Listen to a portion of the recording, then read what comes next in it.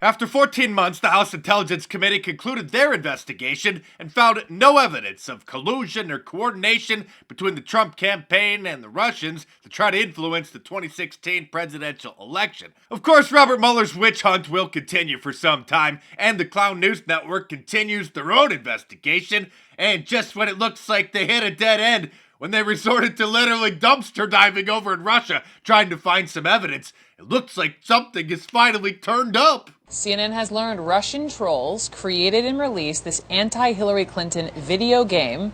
You heard me right. It's a video game. They actually named it. It's called Hilltendo. Tried to make this whole thing go viral weeks before the 2016 presidential election. It is one of the strangest ways that the Russians tried to influence the U.S. presidential election. It looks like this race is too close to call. We must resort to extreme measures. It's time to unleash Hilltendo.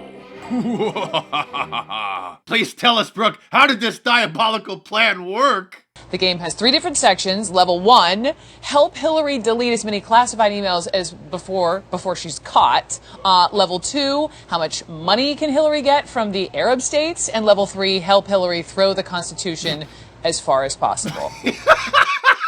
This sounds like a fun game. Why can't I find it in the App Store? Oh, that's right, because Apple and Android had probably deemed it offensive and hateful. In other news, since even the liberal media in America is sick and tired of hearing Hillary Clinton's excuses of why she lost the election now almost a year and a half ago, she decided to go and complain over in India. I should start by explaining that Democrats, going back to my husband and even before, but just in recent times, going back to Bill and our candidates and then President Obama, have been losing the white vote, including white women.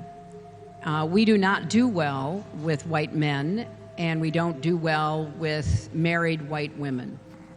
And part of that is because when they have kids or they're planning to have a family, they realize that the Democrat policies are the family's #1 enemy. And part of that is an identification with the Republican Party and a sort of ongoing pressure to vote the way that your husband, your boss, your son, whoever, believes you should. And these poor white women were brainwashed by their husbands, sons, and bosses to vote for Donald Trump.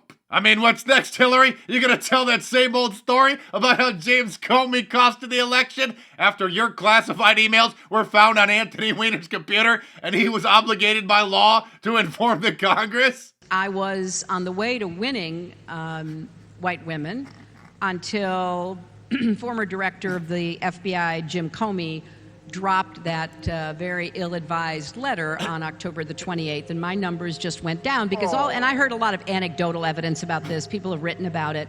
All of a sudden, you know, white women who were going to vote for me and frankly standing up to the men in their lives and the men in their workplaces were being told, she's going to jail.